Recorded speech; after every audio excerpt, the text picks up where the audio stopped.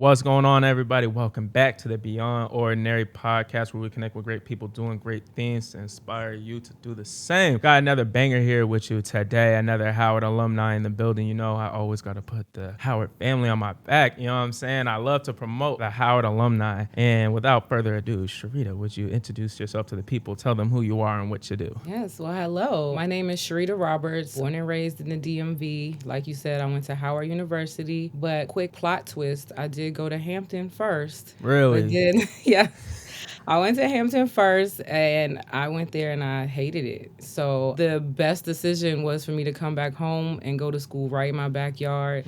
And to my surprise, I loved it. Like Howard was by far my best experience ever. I'm glad I made that change. So that's probably, I guess, what gave me like my ambition and my drive to just be great. So I guess in short, I'm a real estate investor. I have investments in stocks as well, and I have a couple of other side hustles that keep me like afloat. I do still have a full-time job. I work for the federal government as well, which I'm trying to transition from. And then I started my Instagram page, debt_free destiny, because I wanted to help other people get out of debt, stop living paycheck to paycheck. And if real estate is the way to go, then I can help them with real estate. But I'm definitely like an advocate for passive income, trying to get income without involving you. So that's mainly how I got into real estate.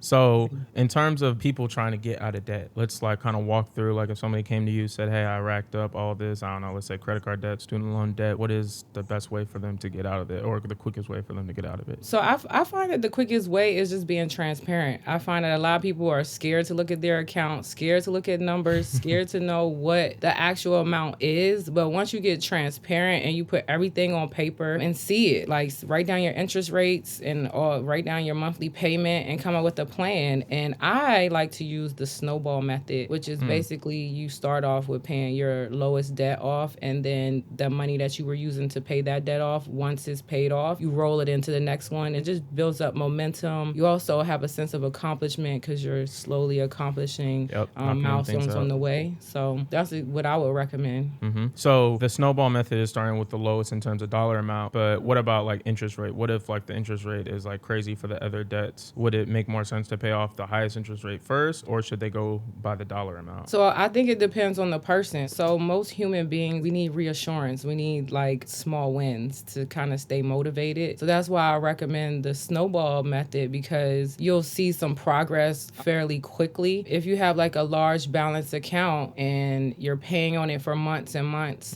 you're not really seeing any progress. You can get discouraged. So that's why I recommend you starting with the lowest balance. But you could also start with the one that has the highest interest rate. I guess it just depends on how determined you are and how much discipline you have to stick to your plan. And then in terms of like debt, like they say, the best cure for something is to prevent it, as opposed to waiting for it to, snowball and then try and fix it. So what have you seen the most common types of debt that people have? Student loans. You said student loans? Student loans is the number one, I guess, debt that is like plaguing people, because I feel like it was like a scam. Like you were told to go to school, get a good education so you could get a good job. But then when you go to school, you have to get these exorbitant amount of loans. And then when you graduate, you're already underwater. It's like you're hustling backwards. So I definitely would say student loans is number one, and credit card debt is number two.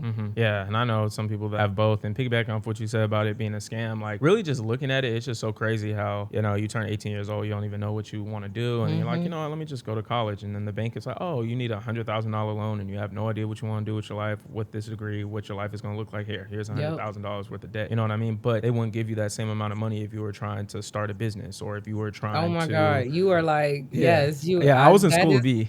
Yeah.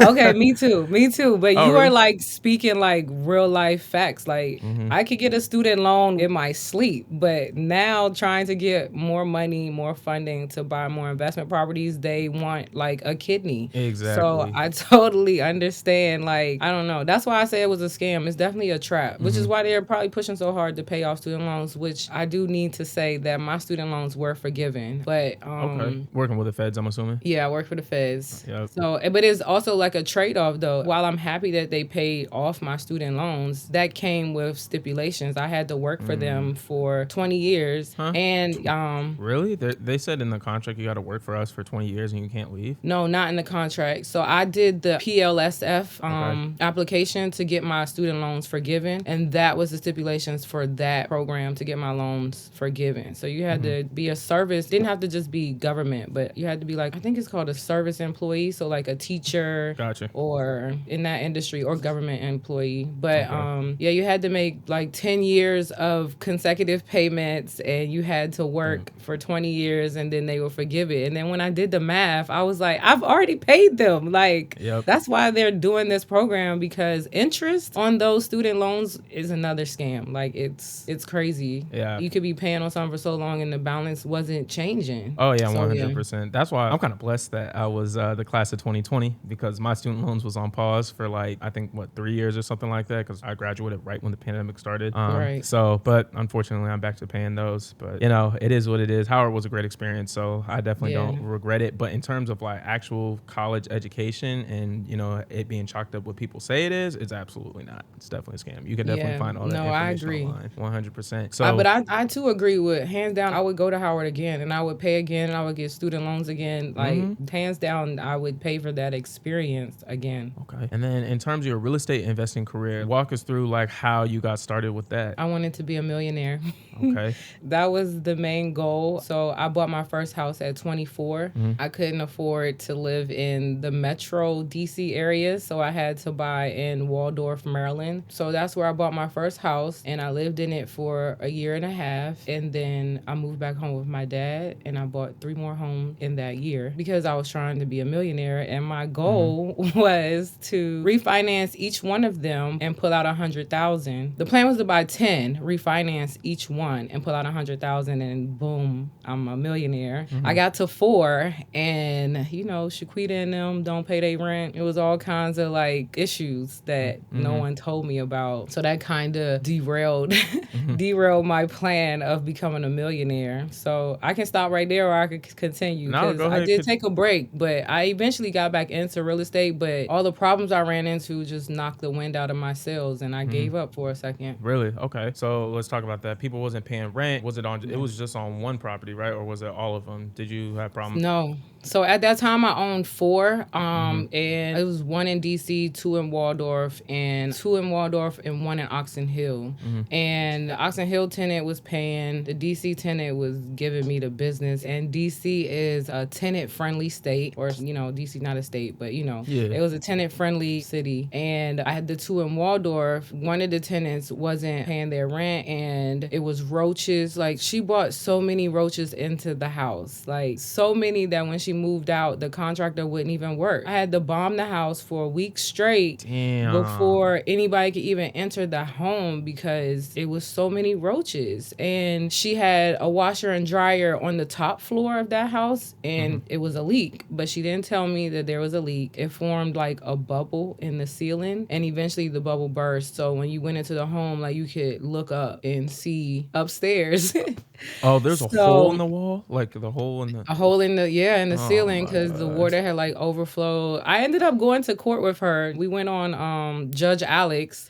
Damn. It was Sherita versus Shaquita, and I won, but I think they picked my case because of, you know, the names. They probably thought it was going to be like good TV. Yeah. But yeah, the tenants was, I didn't know. Nobody told me that people would sign a lease and not ever pay rent. Oh yeah, most definitely. I definitely know some people that, especially in 2020, when they had all those different laws and stuff, like where you couldn't evict people were definitely taking advantage. Taking advantage, yes. I paid my rent because I was gainfully employed, still am, and I was like, I don't have a reason to try and screw over my landlord, who's, you know, been nothing but good to me, you know. Us landlords appreciate people like you. Oh, for sure. I'm definitely gonna send my fraternity brother who was with this segment, because he was the one who was just doing crazy. But okay, so you did that, knocked the wind out of you. you? And then what made you want to be like, you know what, I'm gonna give it a second go? Wait, so let me back up a little bit because Okay. what also knocked the wind out of my sails, because I was buying real estate like early. So this is before the crash in 2008. So leading up to 2008, I'm managing, I'm doing well, I'm learning as I go. Yep. And then the housing market has a massive correction in 2008. And now all four of my properties, for the most part, are upside down. I think all of them except for the DC one were upside down.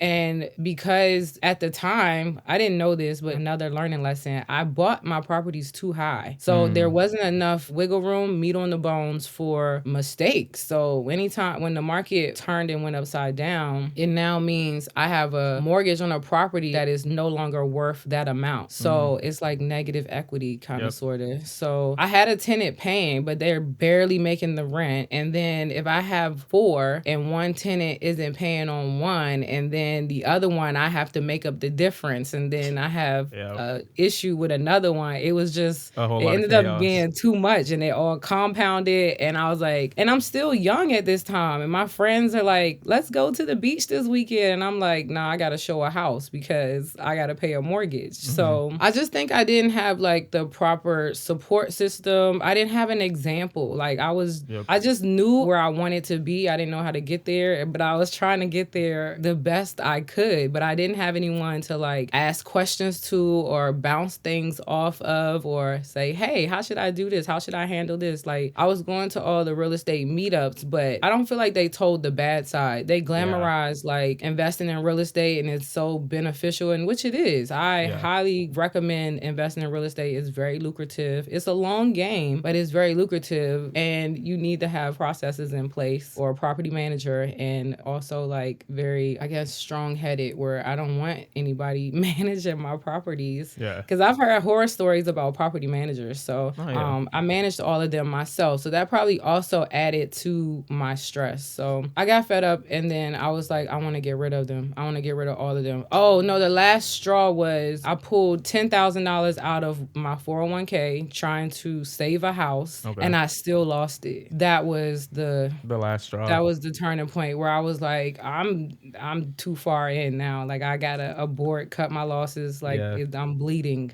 at this point. Oh man, I can only imagine like that probably gut punch when you'd have to dip into the 401k and it still doesn't even work out in your favor. And so you took a break, did something else, and then you went back to it. So like, what did you do differently the second time around when you tried start real estate investing that you didn't do the first time? So I took a 10-year break after that. Like I hated real estate. I went and got an apartment. I had never lived in an apartment. At 24, I bought a house. I never had that apartment phase. So I went and got a luxury apartment. I wanted all the amenities. I wanted someone to collect all my packages. I wanted key coded like entrance doors and garage. I wanted everything. And I did that for about 2 years. I was living in Laurel at the time because I was working in Fort Meade. And then one day it just dawned on me like I'm wasting money. Like I'm giving all this money to somebody else. And I was traveling a lot at that time, so I wasn't home. And I just felt like I was paying too much for a space that I wasn't fully utilizing. So I went and I started searching for another apartment, but this time I wanted to rent an apartment in someone's house because I feel like that was probably going to be the best way for me to cut expenses. And at this point, I want to live, but bare minimum, I guess. I'm trying to rebuild. I want to stack and I don't know, pivot. Real estate is still not on the top of my brain at this time. So I rent this 1-bedroom apartment from this guy who had like this huge house. He converted his basement into 2 1-bedroom apartments, and he still had a basement. That's how huge the house was. And I had a fully functioning 1-bedroom apartment, like granite countertops and washer and dryer, everything. I was paying like, I don't know, $1,100 because the goal now was to save money and just stack. So I did that for like a year, and then it just got to be like, because the people who owned the house lived above me, so just the walking over top of me and just being disturbed, I was like, I really want my own. And also, again, I guess the entrepreneur in me or the hustler in me was like, again, you're still paying someone else's mortgage and like you could be doing this. So that was around 2017. I started looking for a house I wanted to buy again, but this time I wanted to buy in DC because I wanted to not have the same issue that I had when I bought in Maryland the last time. I just felt like Maryland didn't hold its property value, so I kind of was like, I'm going to get back in this real estate thing, but I'm going to just dip my toe in, and I'm only buying in DC. So that's what I did. I ended up buying in Northeast DC. It was not easy. Like, I lost out on several contracts. I even had to write a letter to the seller to get this house, like basically telling him like how bad I wanted the house. I went to Howard University. I've always could see myself living in the city. And that's how I ended up getting the house. He said he wanted to sell to a Black person. But my mindset now was totally different on buying real estate. Like, I was no longer buying for the cute kitchen or the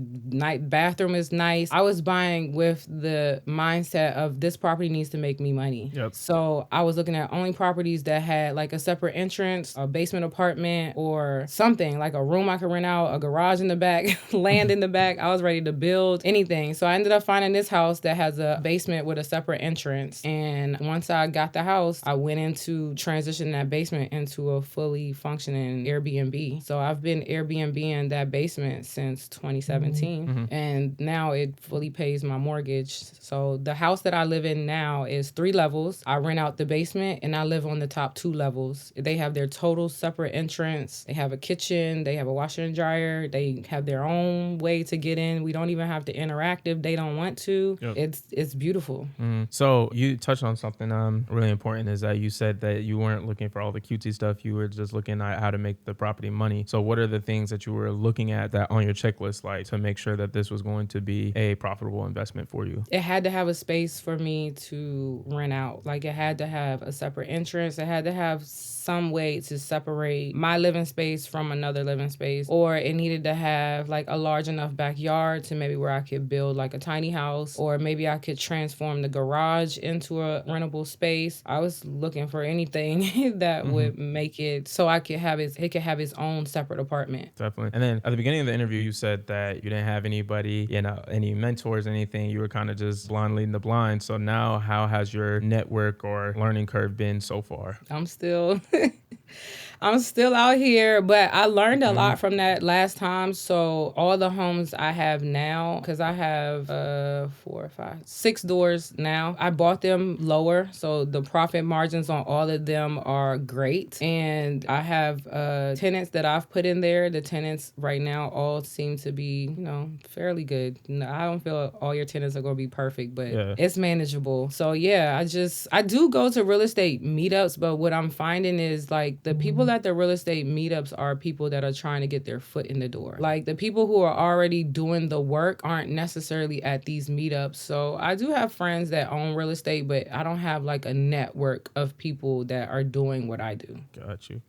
So in terms of your investment journey, have you ever dibbled and dabbled in Section 8? And if you have, how has your experience been? Yeah, so let me back up first, because I think I only told you about the DC house that I bought. Okay. So I bought the DC house in 2017, and then I bought another property in Baltimore, a townhouse, in January 2020, and I got that property off auction.com, and that property is rented out Section 8. I've only ever had a Section 8 tenant. This is the second Section 8 tenant that I've had. I love Section 8. Really? Okay. What are the benefits of Section 8 compared to non-Section 8? You get your money on the first regardless. Okay. Regardless of what's going on in the world, you get your money. Why don't just if you always gonna get your money, then why doesn't like everybody just do Section 8? You know what I mean? Like, if you know you're gonna get paid no matter what. I guess there's a lot of mixed reviews regarding Section 8, right? I hear a lot of people saying, oh, Section 8 tenants are bad tenants. Don't go to Section 8. They'll tear your house up. I've had both. They both will tear your house up. Like, you have to screen. You have to screen your Section 8 tenant like you're screening a regular tenant. And what I've learned is I am like interviewing you from the start of you reaching out to me all the way to you signing the lease. So when you first reach out to me and you're like, hello, Sherita, I want to inquire about renting your place. Okay, great. That is great communication. If you reach out to me and you like, hey, what up? When can I come through? Like, it's probably not going to end well.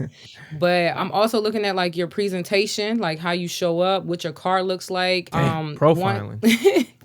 I am. I am. I feel like being a landlord, that it has taught you to do that. I'm not trying to like profile. It's just I'm picking up clues. I'm Yeah, trying to get an indication of how you will treat my property because exactly. a lot of people will present themselves well and then do a total switch up on you. So what I started doing was after you complete the application and we do the background check and all that kind of stuff, the last step before you are approved is I got to come see your current residence. Once I Really? come Oh, wow. and view how you are currently living, then we can proceed. Damn, I've never even heard of that. I didn't even know that was legal to do. Yes, it's very legal. Okay. And have you ever gone to somebody's house and been like, oh, hell nah, and then just like, or, and dubbed No. them, or? No, I haven't been to anybody's house that was like, oh, hell no. But this is going to sound so crazy. But being a landlord, you learn a lot of like tips and tricks, right? So when you go into someone's house, I learned that roaches have a smell. So that's pretty much what I'm going to your house to see. Like, how are you living? Do I smell Smelling for roaches? Does it smell like fresh bleach? Because even that is like, okay, what's going on, you know? So, but roaches have a smell. So if I come to your house, I'm gonna know. And if you have that smell, it's gonna be an automatic no. It's so funny that you said that roaches have a particular smell and you're going to see sniff out the roaches. Oh man, Yeah. that is so funny. You know, you talked about how you had multiple properties. You had, you know, one in Waldorf, Baltimore, DC, all that. How did you go about managing all these properties at one time? I don't even know how to explain that. I guess you just do it. You just manage them. If anything happens or goes wrong, I contact someone to fix it. But if anything goes wrong, they call me. So I also don't think I said this though, because after I bought the townhouse in 2020 off auction.com, I then bought a multifamily, a 4-unit apartment building in October. So all of those tenants, every tenant I have, they contact me. So if anything goes wrong, I'm the manager.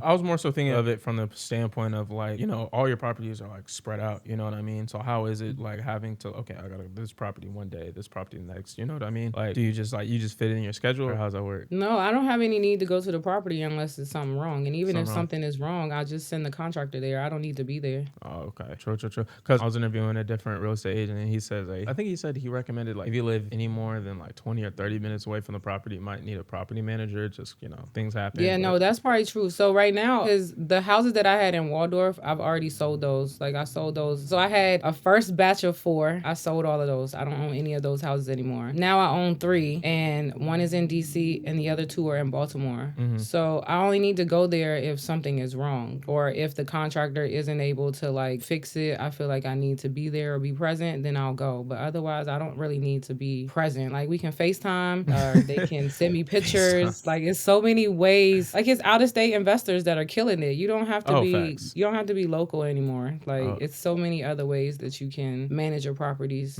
without a property manager. Because if you get a property manager, then you got to manage the property manager. Either way, you're going to be managing. Yeah. Like there's no business that's like totally hands off. So I just would prefer to do it myself rather than adding another person in the loop that I got to pay. Like why am I paying you 10% when I can do it? Yeah, exactly.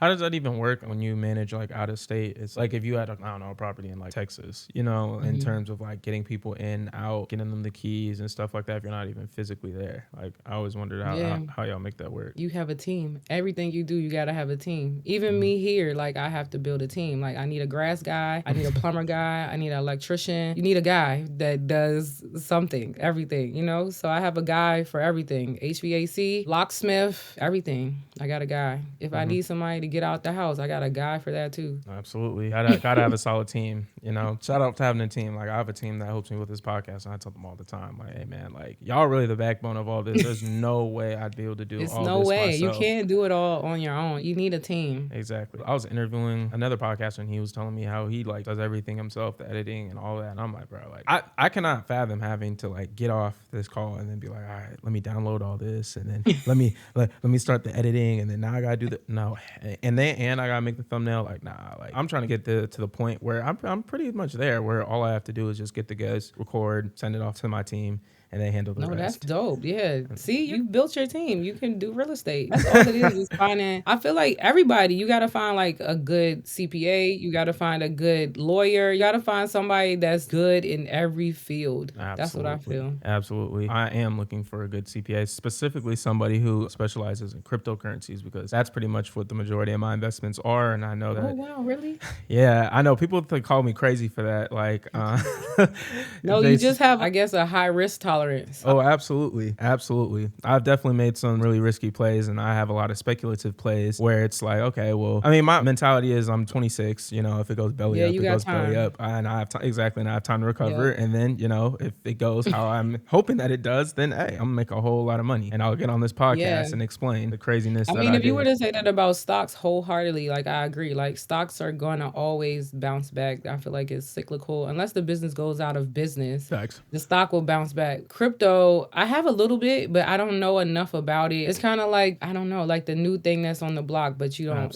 you're not too sure about it. So I have a little bit just because I'm an investor. Yeah. But it's not a heavy piece in my portfolio at all. I'm very much so like a long hold investor, and I'm buying like tried and true companies. But I did just start dabbling into options. Not enough to where I can like coach somebody else, but I have someone helping me. Okay, that's good. So for me, what it was is I wanted to just have a specialty. I was like, so since 2020, I've just been studying everything crypto, just been watching the markets. I have all my indicators. I lost hella money in 2021 and 2022, and then I learned my lessons. And so I'm like, all right, let me That's actually the best way to learn. Lose some money.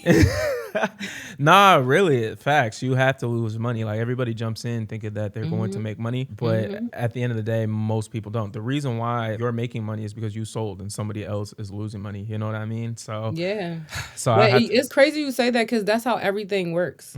Like literally everything. Like I have that same example for real estate. Like I lost a lot of money in real estate. I lost money in stocks. Like I do Amazon part-time. I lost money in Amazon, but it's kind of like you got to put the time in and you got to learn it. And once you learn it, then you're like golden. So I feel like that's the part of my life that I'm in now. I'm in like the ascending part. I'm no longer descending. So yeah, I'm at a good place with all my properties. I bought them right. I got a good little amount in my stock portfolio. I'm at the point now where I really don't need to invest anymore, like into like my retirement or anything like that. Because by the time I'm able to retire, it's going to be more than what I need. And that's not even considering the rental income for all three of the homes. And I would like to buy something else before the end of this year. But I'm like, even with that, I don't need to go ham with investing anymore because I'm good. But kind of like you, that's why it's good that you're starting early, because I started at 24. I was able to buy at that age, learn all my lessons, take a 10-year break, and come back and buy I just killed it. I totally like bought all the right properties. I bought them at the right amounts. It's like, so it was like, I had to get in early though to learn all those lessons. Absolutely. Well, you said that, there's not really much for you to do. You don't have to contribute anymore. So like, what's next for you? So because I bought that 4-unit in October, I'm rebuilding because I used all my money to get it, like down payment wise. So I'm rebuilding. So by the end of the year, I'll have my savings back up to where it needs to be. And then I had a turnover, like one of the units I had to renovate and get rented out. And then my Baltimore townhouse, that tenant moved out in November, so I had to renovate that. So I have some credit card stuff that I need to pay off, and I want to pay my car off. But by the end of the year, God willing, I'll be completely debt free, and then I'm just gonna stack so that I can like have a portfolio that is enough to where I can just withdraw 2% and live off the 2% because I won't have any debt, and Airbnb will be paying my mortgage, so I won't have anything to pay. Exactly. That's the right way to go. So if somebody was to come to you about real estate investing that we're unsure of like the way to go, what advice would you give them? They're unsure of the way to go. Like what to do, like in terms of, I want to get into real estate, I'm a beginner. What are some things that I should know before jumping in? I guess, like, I hate to say this, but I guess learning your market, because I know that's like, I don't know, like, I feel like it's just like a cliche statement, but it's so true. If you buy, well, I guess, no, maybe I'll take that back. This is what I'll say. Just buy it at the right price. Like with real estate, estate, you make your money up front. You know what I'm saying? So if you buy it at the right price, you do your numbers, like either, I guess it's hard for me to answer this question because it depends on your strategy. Yeah. Like, because I am a long-term real estate investor, so I buy and hold. But someone may be flipping, someone may be doing another strategy like the BRRRR strategy or something like that. So if you're a buy and hold investor like me and you're buying for a long term, then just buy it right. Make sure you buy it at the right price, and then make sure you screen and get good tenants, because then that'll alleviate half your problems, because you'll have this property that's appreciating, you'll have this tenant that's paying down the mortgage for you, and then you have a tax deduction. It's a win-win. Absolutely. So kind of getting to the end of the interview, but I just want to ask you, what is one thing that you want people to take away from this episode? I feel like the one thing that people should take away is everyone's life is their own life. Like, you are running your own race. So I know there's times on your journey where you'll feel like you're not doing well, you're not accomplishing what you want to accomplish, and you're comparing yourself to others, but it's your race. Like, your race is different. So long as you're running your race and you're doing what you want to do, then there's no losing. Like, you still your own progress when you're comparing yourself to someone else. Comparison is a thief of joy, for sure. And I really, really like that. So this is going to be the rapid fire round. Got 2 more questions for you. Any good books? Yes, my book, Claim Your Freedom, is a financial workbook to help people who want to get out of debt. But it definitely helps you walk through your thought process. And it starts off with, what is your financial goal? Because I feel like a lot of people just want to be debt free, but what is your why? Imagine your life without any bills. Imagine what you could do with your money to have full control of your paycheck or of your income that's coming in is freedom like no other. And then favorite Howard memory? Probably a nice day. When summer is approaching, you're still in school, but summer is approaching and you got to go to class, and the yard, everybody is in the yard. Yep. The weather is nice, and you're like, do I be a good student and I go to class, or do I take advantage of this opportunity? You're only in college for 4 years, and when people say it goes by fast, that is so true. No cap. So I definitely didn't go to class. I'm not telling people to take that approach, but you only live once. That's a fact. And it's so funny. I was just telling you about Summerhill, the podcaster who's also a Howard alum. I feel like she said the same thing. Her about springtime at Howard. My sister, she at Howard right now. I tell her there's nothing like springtime at Howard. It's not. It's different. It's so beautiful. It is beautiful. And I remember it's too. nothing like that experience. It's like a family reunion. Oh, for sure. Being in class and you look outside, everybody outside. It's I think I had class at 2, 3 p.m., something like that. And I'm just damn. I come in class and I'm like, okay, are we taking a quiz? No. We taking the test? No. I'm like, all right, well, I'm outside in the yard. For sure. Thank you, Sherita, so much for coming on the podcast. This was another great episode. Can you tell the people where they can find you at? Yeah, sure. Thank you so much for having me. Of course. You can find me on Instagram. That's debt_free destiny. I'm also on Facebook, but I'm not as active. Well, my personal page is Sherita Roberts, but I do have a debt_free destiny page on Facebook as well. So either one of those, they can reach out. For sure. We're going to put it on the screen and, of course, put it in the show notes. There you have it, folks. Sherita Roberts, Beyond Ordinary Podcast. Hope y'all were inspired to be great. Until next time. Peace.